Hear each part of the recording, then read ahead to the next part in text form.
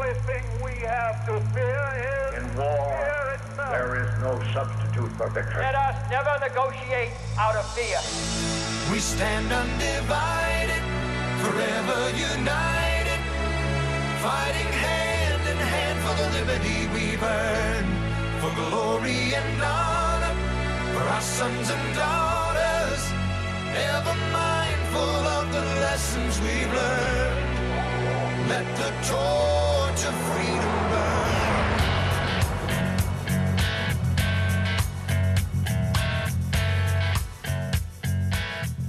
Welcome to the intersection of faith and politics. It's WallBuilders Live with David Barton and Rick Green, and our program today is a continuation in the series that we've been sharing from Setting the Record Straight, American History in Black and White. It's a DVD and a book that David has made available that's just powerful, incredible information, a lot of the things that he's collected there in the library and made available through this DVD, some amazing reenactments. And so we're bringing as much of that to life as we can here on radio for you, but we also encourage you to check it out at the website at wallbuilders.com. We're going to pick up right where we left off in our last program. This is called Setting the Record Straight, American History in Black and White. If you missed the last program, then visit wallbuilderslive.com. You can download that archived program right now, and you'll be able to catch up. We'll be airing this over the next few days. It's a really powerful series, and you're going to enjoy it greatly.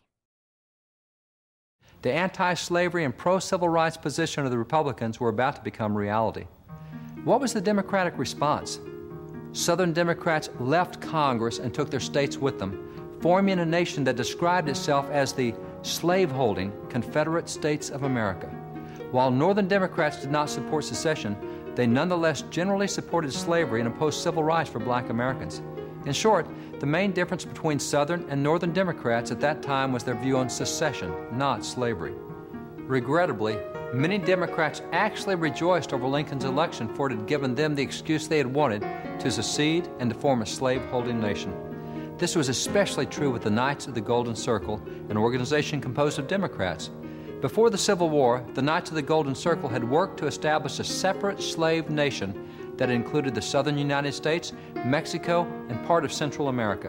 When the Civil War broke out, these Democrats narrowed their broad goals and instead focused their efforts on making the Confederate States of America a separate slave nation. Who were the leaders of that new nation of slave-holding states?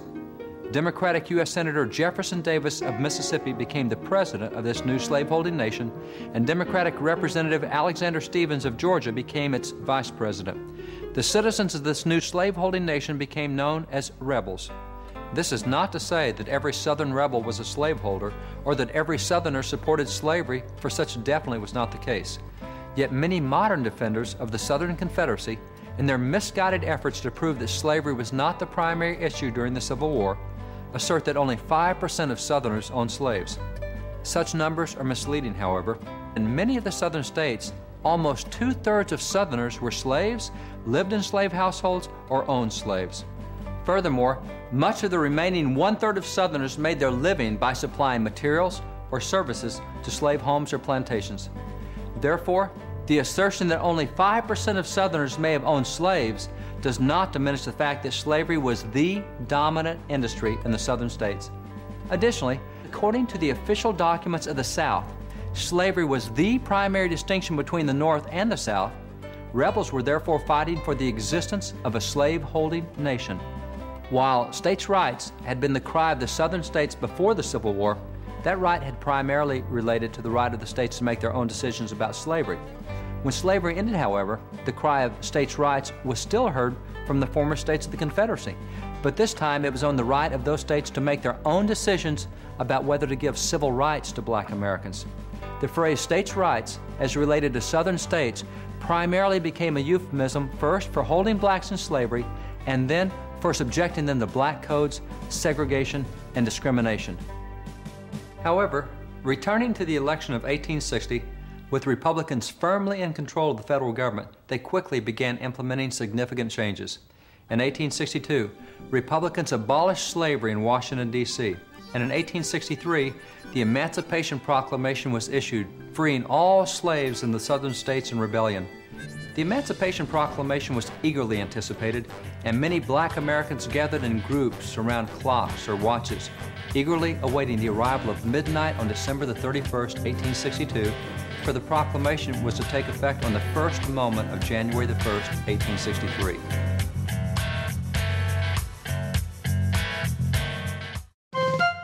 This is David Barton with another moment from America's history. How should we respond if confronted with frustration and conflict? The proper response was given over 200 years ago in a lengthy speech when Benjamin Franklin told the delegates at the Constitutional Convention, "In this situation of this assembly, groping as it were in the dark to find political truth, how has it happened, sir, that we have not hitherto once thought of humbly applying to the Father of lights to illuminate our understanding? Have we now forgotten that powerful friend? Or do we imagine we no longer need His assistance? God governs in the affairs of men. I therefore move that henceforth prayers imploring the assistance of heaven and its blessings on our deliberations be held in this assembly every morning before we proceed to business."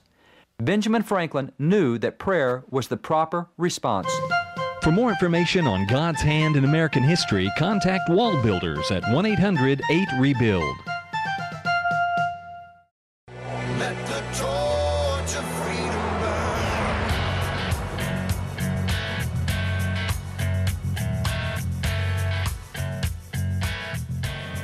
Frederick Douglass was in attendance at one such midnight rally, waiting for the proclamation to become official.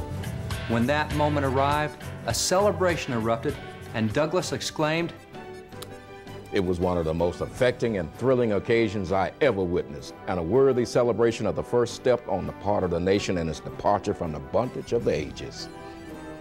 By the way, these gatherings were the origin of the modern-day watch night services held every year at thousands of churches across the country.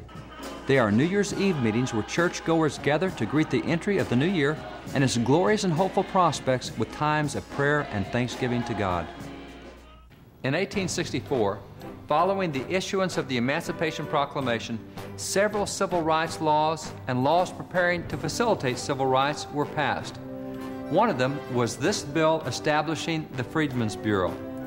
Another was this bill equalizing pay for soldiers in the military, whether white or black. The Fugitive Slave Law was also repealed that year over the almost unanimous opposition of the Northern Democrats still in Congress.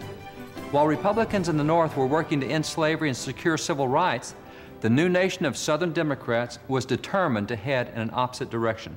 In fact, Confederate Vice President Alexander Stephens, the Democrat from Georgia, delivered a speech entitled "African Slavery, the Cornerstone of the Southern Confederacy." In that speech, Stephens first correctly acknowledged that the Founding Fathers, even those from the South, had never intended for slavery to remain in America. The prevailing ideas entertained by Thomas Jefferson and most of the leading statesmen at the time of the foundation of the old Constitution were that the enslavement of the African was in violation of the laws of nature. But the general opinion of the men of that day was that somehow or other, in the order of providence, the institution would be temporary and pass away. So what did Vice President Stephens and the new Confederate nation think about these anti-slavery ideas of the Founding Fathers? The founders' ideas against slavery were fundamentally wrong. They rested upon the assumption of the equality of races. This was an error, and the idea of a government built upon it. Our new government, the Confederate States of America, is founded upon exactly the opposite idea. Its foundations are laid, its cornerstone rests upon the great truth that the Negro is not equal to the white man. That slavery, subordination to the superior white race, is the natural and moral condition of the Negro. This, our new Confederate government, is the first in the history of the world based upon this great physical, philosophical, and moral truth.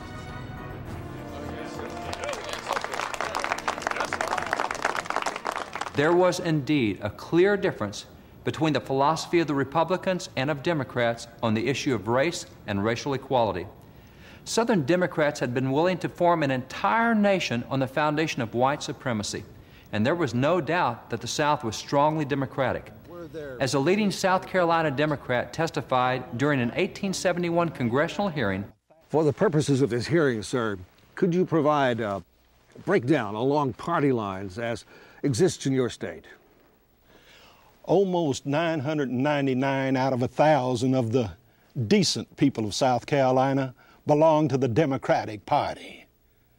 The Republican Party is composed entirely of the colored people.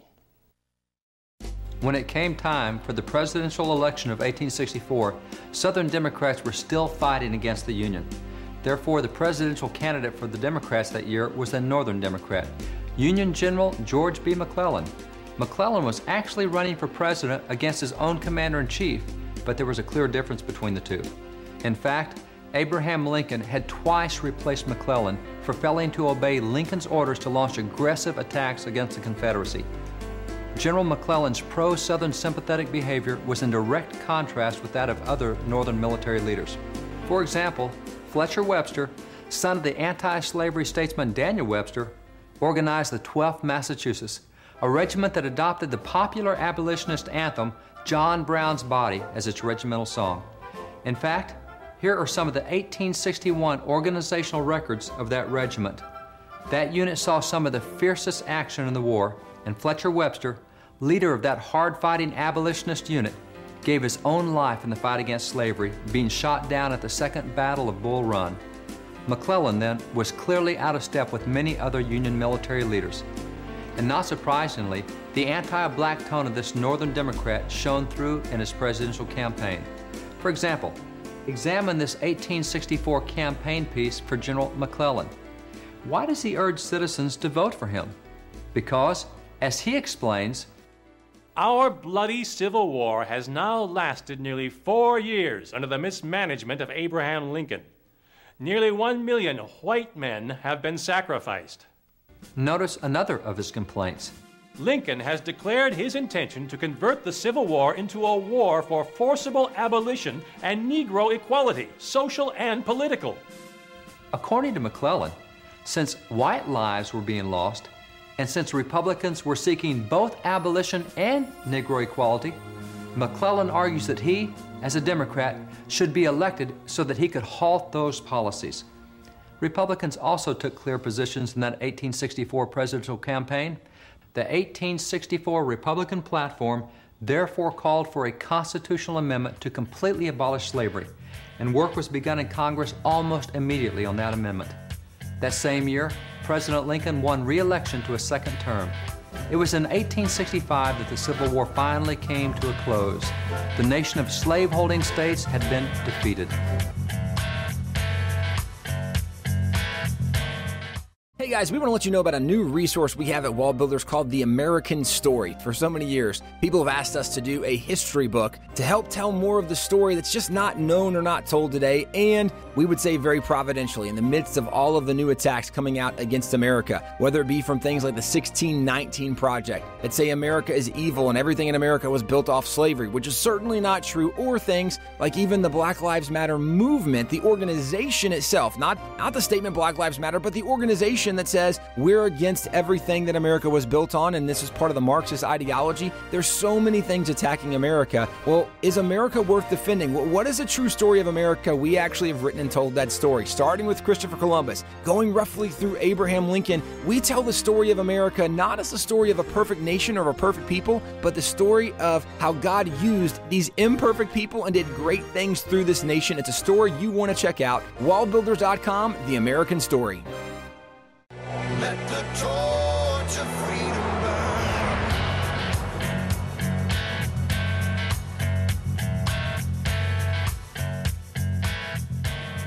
President Lincoln and the black troops of the 29th Connecticut Regiment visited Richmond, the former capital of the Confederate States of America. An officer in that black regiment recorded the scene.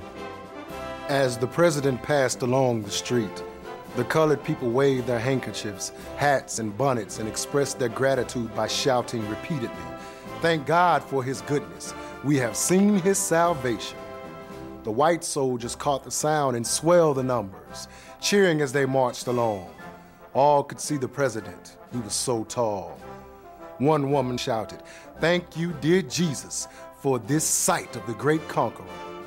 No wonder tears came to the president's eyes when he looked on the poor colored people who were once slaves and heard the blessing uttered from thankful hearts and thanksgiving to God and Jesus. Thousands of colored men in Richmond would have laid down their lives for President Lincoln. By the way, in these accounts and hundreds of others, the strong Christian faith of black Americans is apparent. That faith is as active today as it ever was, for a number of recent polls show that Christian beliefs are higher among African Americans than among any other group in the country. Returning to 1865, there were numerous celebrations by black Americans and others at the end of the Civil War, but even before the war had come to an end, a vote had been held in Congress on the constitutional amendment to abolish slavery, the 13th Amendment. Congress passed that amendment, and this poster was quickly issued to honor the 137 members of Congress who had voted to abolish slavery. At the time of that vote, there were 118 Republicans in Congress and 82 Northern Democrats. Of the 118 Republicans, all 118 voted to abolish slavery. However, of the 82 Democrats, only 19 voted to end slavery. Only 23% of Democrats, and these were the Northern Democrats. When the vote had been taken in Congress on the 13th Amendment to abolish slavery, the chambers had been packed from wall to wall with expectant observers. When the numbers were counted, and it was announced that the amendment had passed, a roar erupted from the thousands in the chamber. Hats were thrown and voices were raised in exuberant cheers. Congress had voted to end slavery. How should something that profound be celebrated? Members of the House asked that a sermon be preached to commemorate the event. And whom did they ask to preach the sermon? The Reverend Henry Highland Garnett. Garnett became the first African American to speak in the halls of Congress, and he delivered this sermon. Today, it may sound strange to hear that there was a sermon preached in the Capitol, but it was not at all unusual then.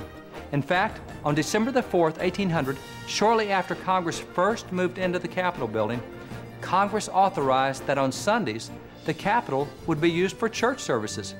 By 1867, the largest church in Washington, D.C.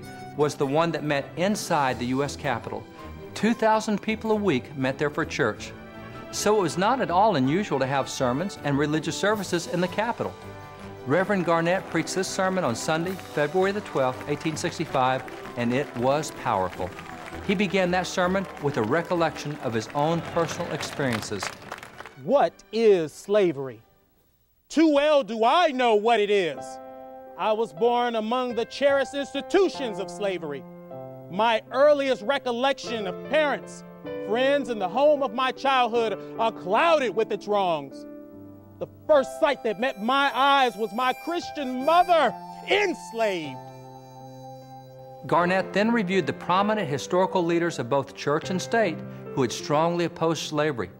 The other day, when the light of liberty streamed through this marble building, and the hearts of a noble band of patriotic statesmen leaped for joy, and this, our national capital, shook from foundation to dome with the shouts of a ransomed people.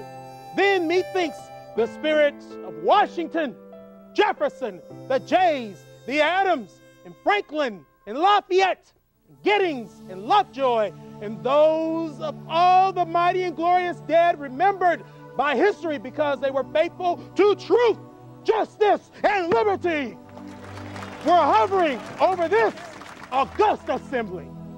Though unseen by mortal eyes, doubtless they joined the angelic choir and said, Amen! Hallelujah! Reverend Garnett then concluded by calling on the states to ratify the amendment passed by Congress. Let the verdict of death which has been brought in against slavery by this Congress be affirmed and executed by the people. Let the gigantic monster perish. Yes, perish now and perish forever. Let slavery die. Its death warrant is signed by God and man. And honorable senators and representatives, illustrious rulers of this great nation, your act so sublime could not escape divine notice. The deed has been recorded in the archives of heaven. Amen. This was a momentous event. The first black American to speak in the Capitol, and he delivered a powerful sermon. Interestingly, in the front of this sermon is a revealing message. It is a message of thanks passed by the leadership of Reverend Garnett's 15th Street Presbyterian Church in Washington, D.C. The church trustees were so pleased with the honor bestowed on their pastor that they passed a resolution declaring that it was the Republican members of the House who had asked Reverend Garnett to speak. The Democrats in the House did not join in inviting him to preach a sermon. Yet this is not surprising given the demonstrated attitude of Democrats toward blacks at that time, and it's not surprising judging by the Democratic opposition to traditional public religious expressions and activities that they still demonstrate even in the most recent years.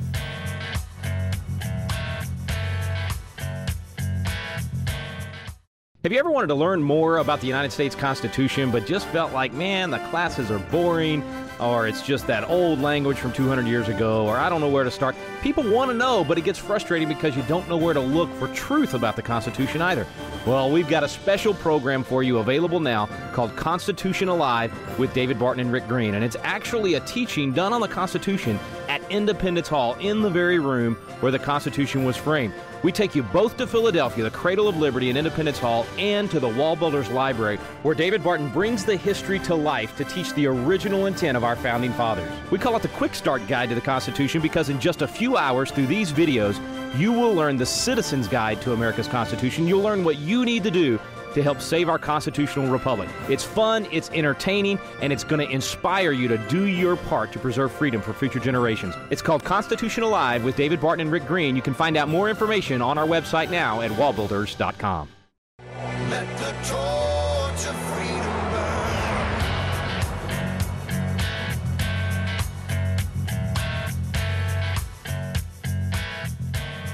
Even though nearly 80% of the nation supports voluntary spoken prayer in public schools, only 13% of Democrats voted for a recent constitutional amendment to permit it.